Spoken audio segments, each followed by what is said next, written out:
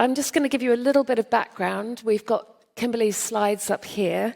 And Kimberly and Claire are here thanks to a UK charity called Young Lives versus Cancer, who've been incredibly helpful at helping us to access patient advocates and start these conversations. It's taken quite a lot of work to get to today. So thank you for both of you for coming. Let's go just briefly, just a bit of background on Kimberly's history here. So Kimberly was diagnosed with rhabdomyosarcoma of her bladder at the age of 13 months. And of course, for this first diagnosis, Kimberly knew nothing about her diagnosis and her original treatment. So Claire carried very much the weight of her early history herself.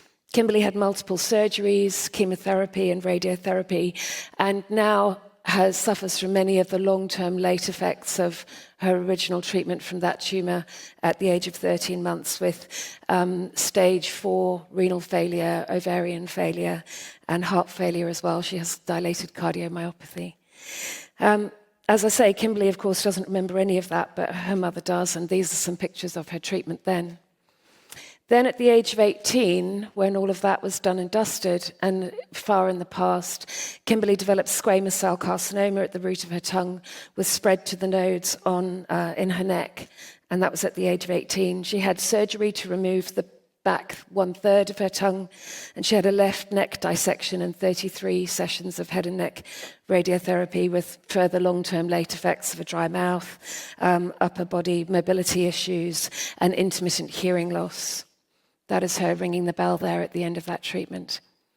Then at the age of 22, she was diagnosed with a new primary SCC on the other side of her tongue.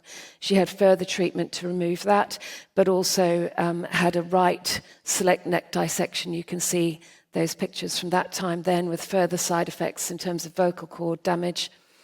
And then when they looked at the nodes from that neck dissection, they discovered papillary thyroid carcinoma in some of the nodes.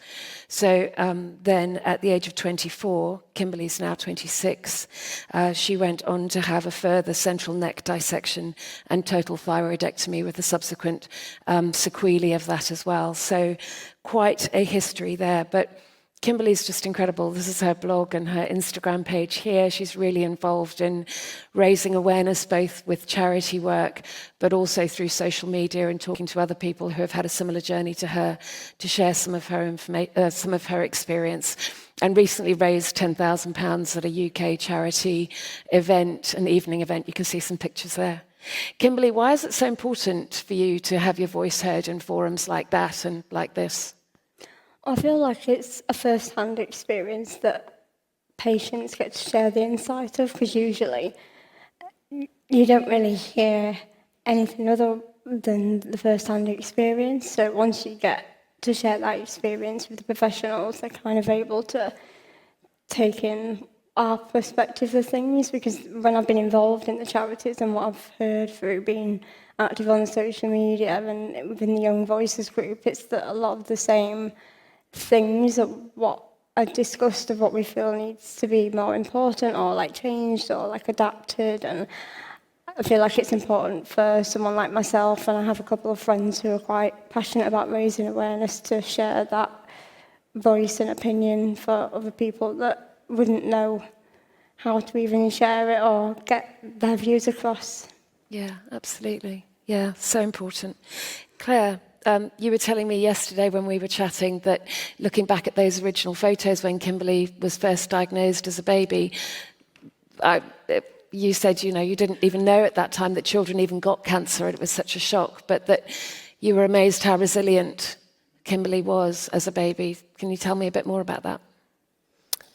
I think, to be honest, when you look back and being in shock and stuff with it all, and then seeing the progress and all the treatment that she was having, at such a young age, how resilient they are.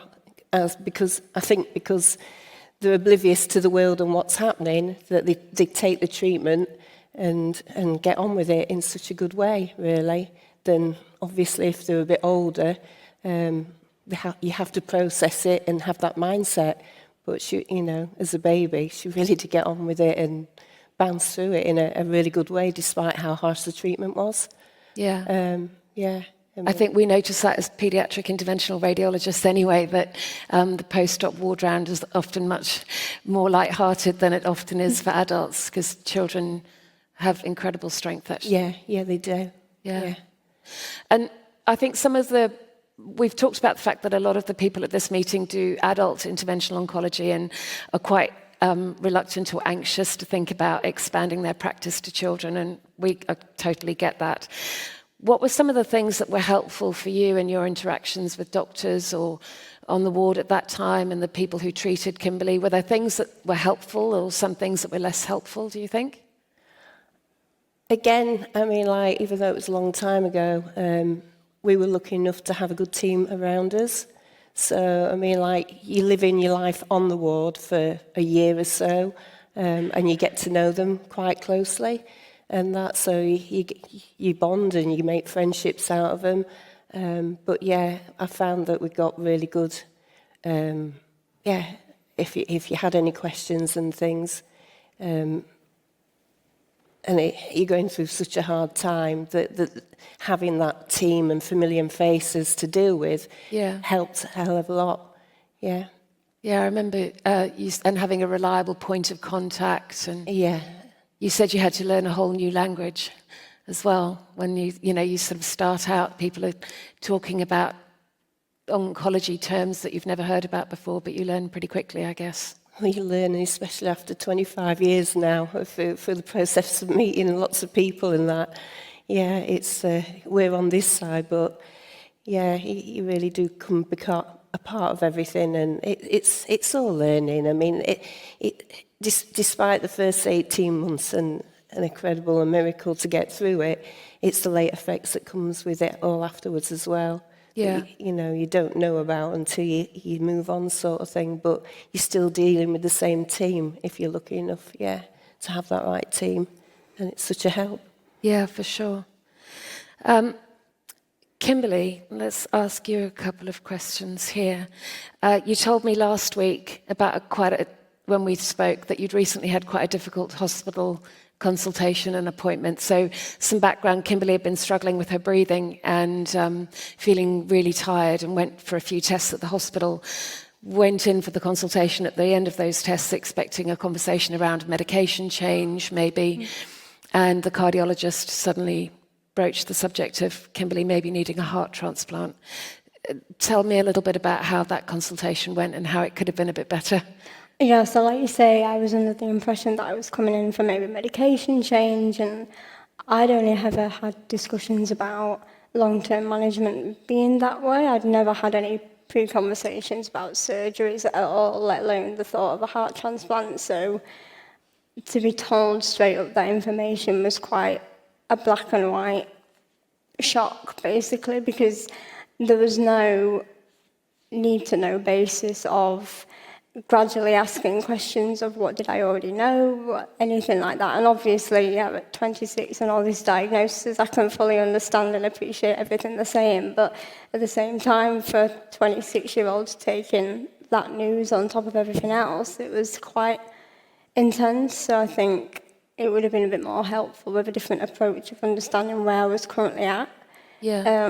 In terms of if I already knew of what my treatment options were going forward, or if anything had been pre-discussed really. But it was more of a shock because that was the first time I was thinking I might be questioning mortality really, despite all the other diagnoses that we were always quite confident it would be a horrific journey, but there'd never be a bad outcome as such. Whereas for me to be told that you're going to need a heart transplant, probably, that was really scary.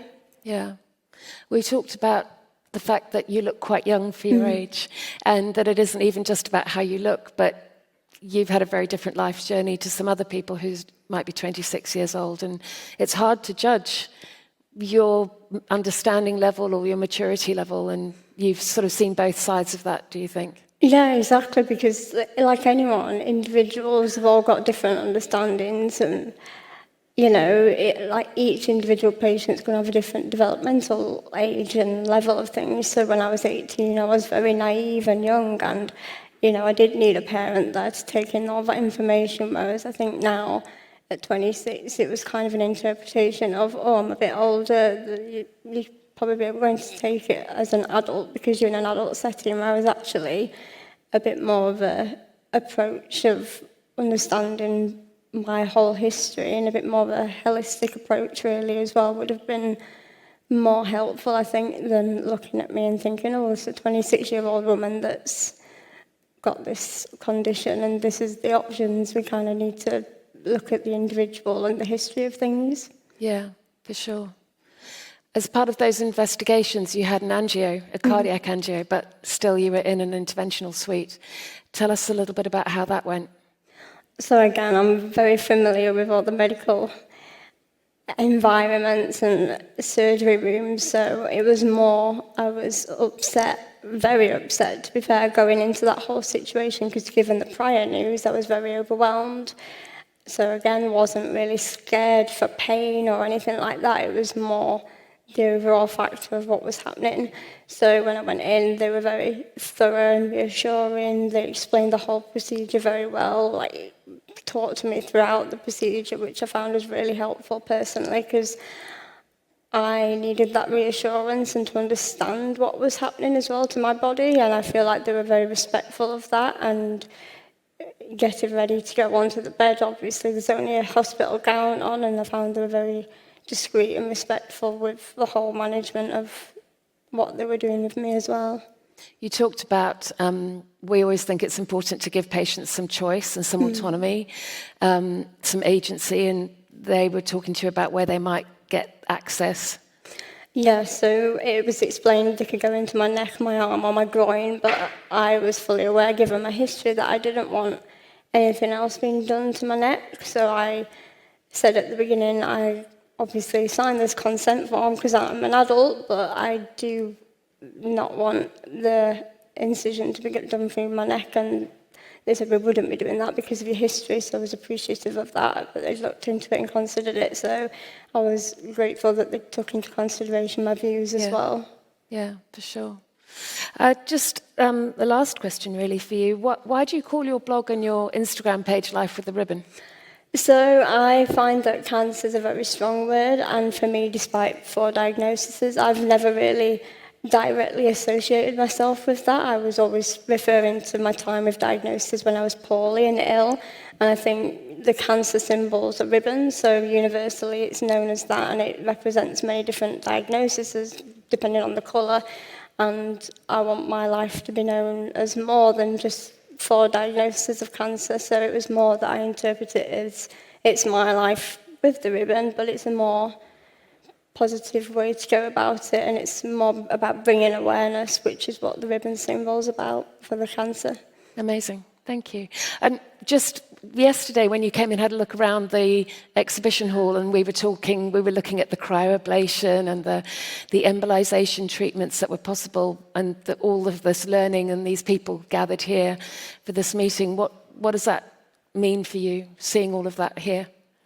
It's quite encouraging, really, because again, I only understand a degree of it compared to how the medical professionals understand it all, but to hear how advanced the treatment's coming on, it's really encouraging, because again, it's going to minimise the late effects that can happen, and like you were talking about earlier, the transplants and such, because that's the situation I'm in now, whereas maybe if when I was younger, when I had my childhood cancer, if there'd been more advanced treatment, some of the long-term effects could have been avoided, so it's really encouraging to see what's coming forward for the next paediatrics. Absolutely. Claire?